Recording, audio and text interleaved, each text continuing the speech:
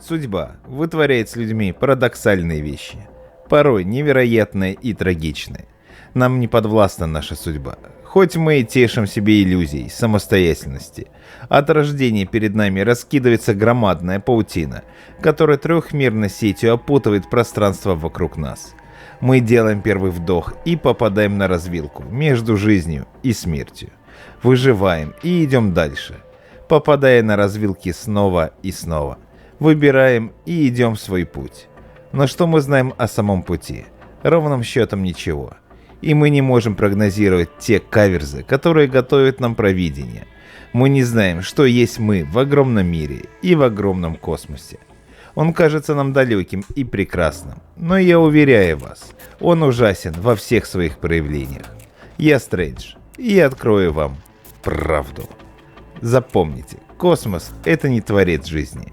Это изощренный, страшный убийца, открывающий доступ к нашему миру, злобному разуму за пределами нашей Солнечной системы.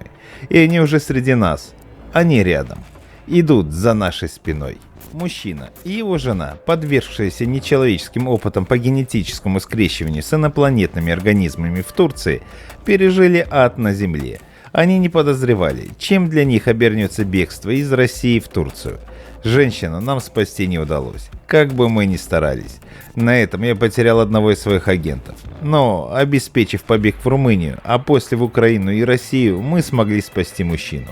Сейчас он прикреплен к одному из наших агентов, кстати, женщине, которая официально работает на Красный Крест.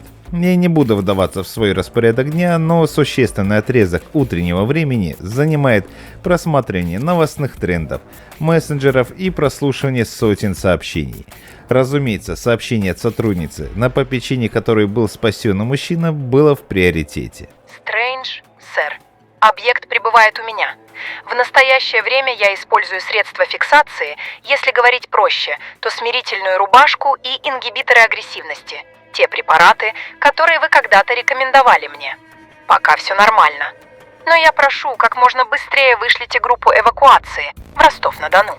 Я отложил смартфон. Голос девушки был взволнован. Предыдущий агент, переправивший мужчину из Украины в Россию, предупреждал о том, что в разум объекта вложена программа. То есть это по сути уже не человек, а биоробот. Всех биороботов до этого мы уничтожали, невзирая на то, что они люди. Идет борьба, и мы в этой борьбе проигрываем. Все средства хороши, но я верю, когда-нибудь все изменится, и мы изгоним всю инопланетную нечисть с нашей планеты. Через сутки я провел брифинг с группой эвакуации. 3 молодых мужчин сидели в лодке-моторке посреди озера. Я сидел на носу. Место было выбрано идеально. Исключалась возможность прослушки, а люди были проверены и перепроверены мною многократно.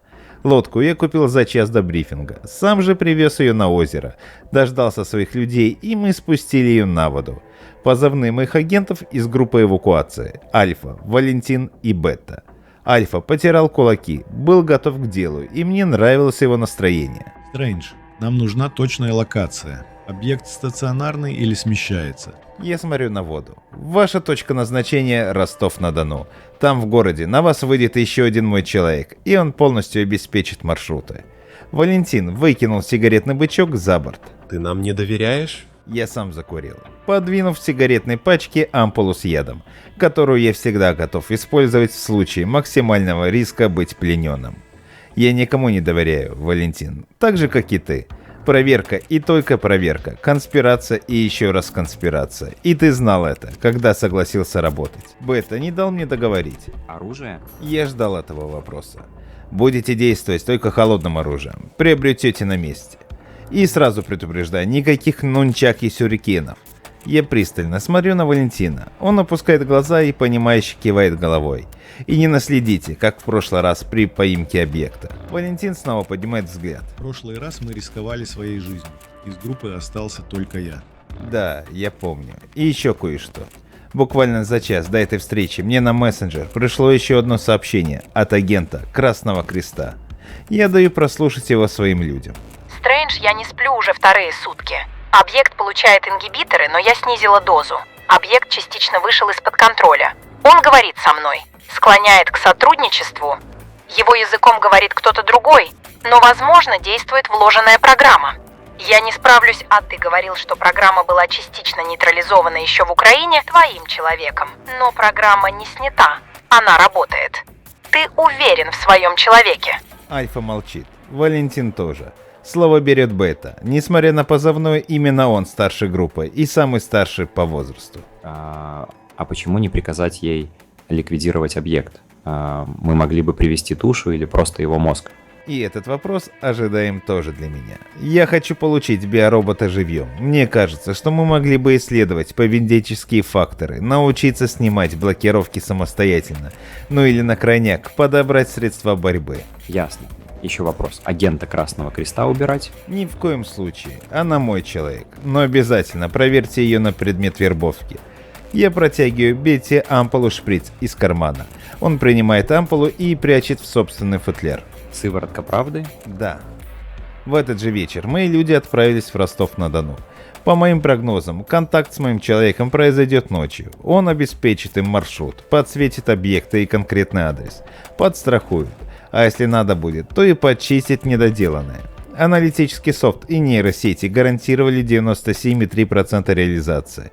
Это практически гарантированный успех. Учитывались все возможности и нюансы. Ночью я получил 2 сообщения. Одно от скрытого агента поддержки, второе от Беты. Первое сообщение. Стрэндж. Людей принял. Маршруты обеспечены. Маршрут подхода, действия и отхода. Для подстраховки нахожусь на контакте для обеспечения альтернативных маршрутов. Кроме того, агента из Красного Креста пасут. Я обнаружил и снял с нее слежку. 2. Сереньки. Второе сообщение непосредственно от Беты. Маршрут обеспечен. Необходимые средства приобретены. Работаем по плану в 04:00 по московскому времени. По реализации доложим. Изначально было принято решение перевести объект в багажнике автомобиля. Сам же автомобиль обеспечивался агентом прикрытия. А осталось только ждать. Больше от меня ничего не зависело. И я сидел за своим письменным столом, сделав себе внутривенную инъекцию стимулятора. В последнее время я стал злоупотреблять ими. Как обычно на спецоперации, когда требовалось постоянное чувство контроля. Я не спал уже 4-е сутки. После меня ждет период восстановления. На это время я поручу все своему заместителю с позывным инкогнито. Я уже говорил о нем. Кроме того, он сам активно делится информацией с теми, кто желает прозреть и понять, как устроен наш мир. Ночью пришло сообщение со смартфона агента Красного Креста, той самой девушки, но голос принадлежал не ей. Голос был мужским, повизгивающим и срывающимся. Ты знаешь, кто мы? Мы знаем все, каждый твой шаг. Мы можем считать информацию прямо из мозга. Мы предлагаем тебе сотрудничество. Ведь мы можем все. Больше планеты уже принадлежит нам. Мы сделаем тебя наместником над человечеством. Мы все подчиним нашей воле.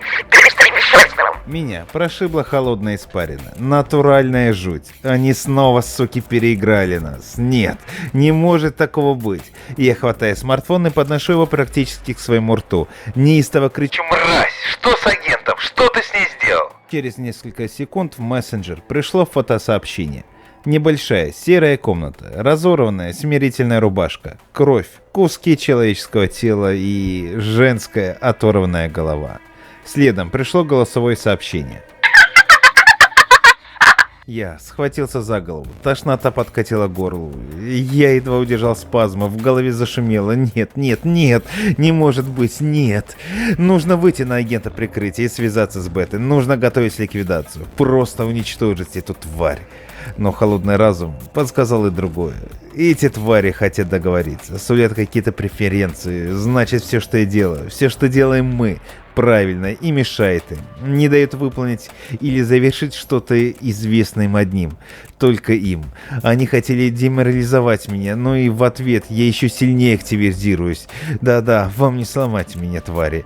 Этого от меня не дождетесь. Не, я не доставлю вам такого удовольствия. Понятно, было и следующее. Агент в Украине был частью дьявольского плана, он был завербован. И я открыл мессенджер для Беты. Бета, на связь. Эвакуация отменяется. Полностью санируйте объект. В ответ я услышал короткое. Работаем. Через час мне уже докладывал агент прикрытия. Квартира зачищена. Трофеем получишь мозг твари. Контейнер. Валентин погиб. Альфа серьезно ранен. Обеспечиваю контроль и зачистку. Бета отправлен назад. Стрэндж, такого я еще никогда не видел, мы знакомы много лет с тобой, но такого еще не было. Он жрал ее заживо, обколов ее же ингибиторами, которые она использовала для его фиксации. Это акция устрашения. Я отложил смартфон. Настроение было паскудным. Нужно срочно менять тактику и подход, или мы так и будем терять наших людей. Этого нельзя было допускать. Через сутки я читал рапорт спецагента Бета. В личной встрече я отказал. Пусть пройдет реабилитацию. Он мой человек, он умеет держать себя в руках, но я не хотел смотреть ему в глаза. Операция была продумана мной, лично, и, как выяснилось, в итоге недостаточно. Я всего лишь человек и ошибся. Вновь доказана истина, которая была доказана ранее. Но я расслабился и позволил себе думать по-другому. Все, что вошло в контакт с инопланетным разумом, является враждебным для нас, а враждебное подлежит уничтожению. Я хотел поступить иначе. Рапорт Бетты. Мы вовремя проконтактировали с агентом поддержки, была обеспечена связь, маршруты и спецсредства. При заходе на адрес мы обнаружили окровавленного мужчину, который притворился спящим или пребывающим без сознания. Валентин проявил неосмотрительность и приблизился к объекту, лежащему на полу, попытался перевернуть его. Погиб. Во время борьбы был серьезно ранен Альфа. Я вступил в ножевой бой с объектом. Он атаковал вне привычной атакующей матрицы для человека, передвигался на четвереньках и, стояв в гимнастической позиции, мостик, невероятная скорость и гибкость. Существо было поражено и передано агенту поддержки. На изготовление препарата мозга ушло 5 часов. Вывезен мной для исследовательской лаборатории. В конце рапорта была размашистая приписка. Стрэндж, если будет еще одно такое задание, то я поступлю по протоколу 17.1 и уйду в отставку.